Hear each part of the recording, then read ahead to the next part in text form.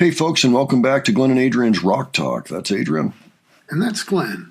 And today we are returning to Queens of the Stone Age. The song is No One Knows. This may be their most prominent song. It was a pretty large hit.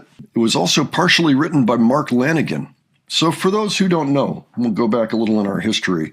We looked at a band called Caius a while back, which was kind of a stoner jam band with some interesting stuff. That was put together by a guy named Josh Homme. It eventually folded, and he became a part of the Screaming Trees. So Mark Lanegan is the lead vocalist for the Screaming Trees. But he also helped write this song, and it turns out this song was about 5 years old by the time they recorded it for this album. So that actually puts it at about the time that Screaming Trees' Dust album came out, which we've heard some things off of, and we really like that album a lot. So Josh and Mark Lanegan wrote this song probably while they were both still in the Screaming Trees. But Josh went on to form Queens of the Stone Age. He's the one member that has been constant throughout its history. It is a huge song, so I thought it would be worth taking a look at. So Adrian, any thoughts on any of this? I'm looking forward to hearing the song. I don't know the song by its title. I remember the last video we did for Queens of the Stone Age. It was pretty cool. Yeah, it was good stuff. They didn't happen to have a drummer on that one, in the one that we looked at. But yeah, it rocks pretty hard. And one more thing to note before we go in is Dave Grohl is the drummer on this whole album. So he's the drummer on the song we saw before, Hanging Tree, and he's going to be the drummer on this, No One Knows. So I'm expecting him to be in the video. Probably not Lanegan, but at least Dave Grohl will be in there. Basically part of every band that ever existed, Dave Grohl. He's always showing up everywhere. But why don't we look at this and we'll discuss afterwards. All righty.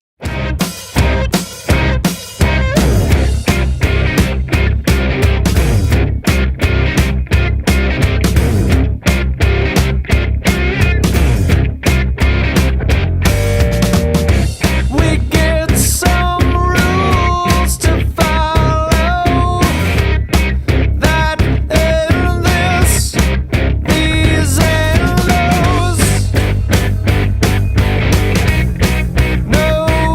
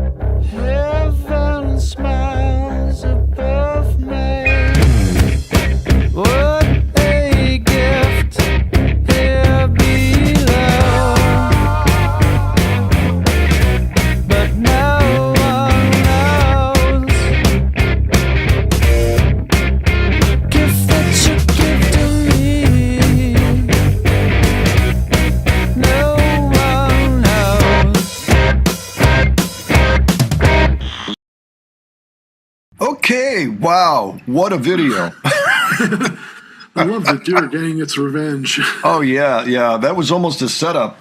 Almost like wonder if the deer ran out and like faked dying specifically to catch him, Yeah.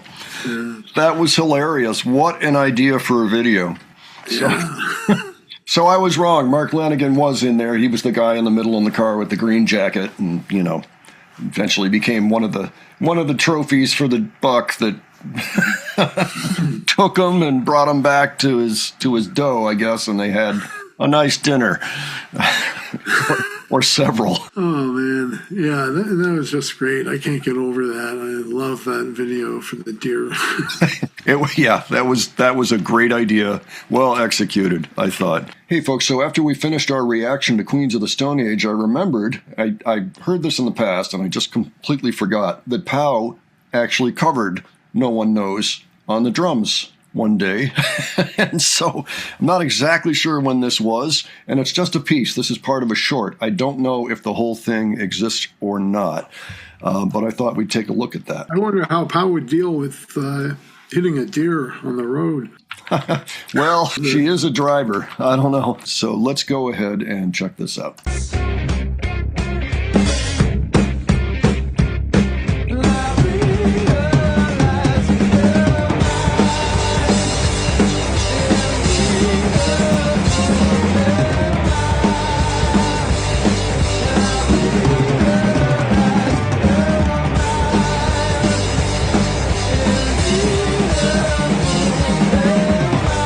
That's it. Great Dave Grohl imitation. Indeed. So if anybody knows of a complete version of that song out there somewhere, let me know. So I want to take a look now at the lyric sheet on this. We get some rules to follow, that and this, these and those. No one knows. We get these pills to swallow, how they stick in your throat, tastes like gold. What you do to me, no one knows. And I realize you're mine, indeed a fool am I. I journey through the desert of the mind with no hope. I follow, I drift along the ocean, dead lifeboats in the sun, and come undone, pleasantly caving in, I come undone. Heaven smiles above me, what a gift here below, but no one knows. The gift you give to me, no one knows.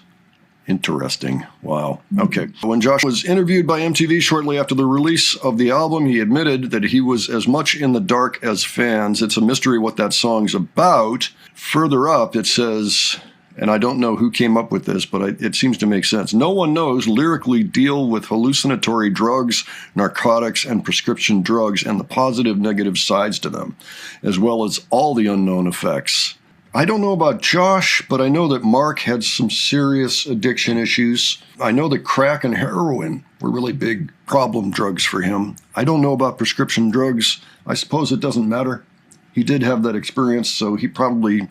And those actually sounded like Mark Lanigan lyrics. I don't know if they were or not, but it just sounded like them. So if anybody's got further info on that, who's a Queens fan, by all means, let us know, because we're interested. We're already fans of Mark Lanigan. I've got a shelf full of his records. I really enjoy his solo work. I feel like Screaming Trees didn't really get enough albums out. They have two very distinct parts of their history. The SST years, which were a little bit scrappier, and everything was written by the guitar player. And then the years after that, when they got signed to a major, where Lanigan himself started doing a lot of the lyric writing. But this was cool. And again, this was probably written about the time of the last album that Screaming Trees made. So you mentioned, sometimes things can happen from street drugs or prescription drugs. I know a lot of these prescription drugs, they can be as addictive and as bad as stuff that's on the street. Some of it. Easily. Yeah, you can die of an overdose of prescription drugs just as easily as anything else. So yeah. And they're addictive too. They got the opioids and stuff like that, OxyContin and stuff like that. Right. All right, folks. Well, why don't you let us know what you thought of this song if you were a fan of Queens of the Stone Age at the time. Let us know if you were a fan of Screaming Trees or Mark Lanigan or Caius for that matter. The early Josh band. Would be interested in hearing your experiences if you ever saw them live, anything like that. Pretty interesting stuff. We may have to dig a little deeper into Queens of the Stone Age.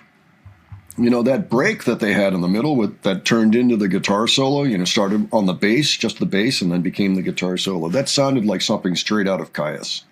You know, that sounded like their style, which would, you know, stand to reason. Yeah. But yeah, give your thoughts below. Any further suggestions, leave those as well. And if you enjoyed this video, please give it a like. And if you enjoyed the presentation, please subscribe. All right, thanks so much for joining us today. We will catch you on the next one. Take care, folks. See you all later.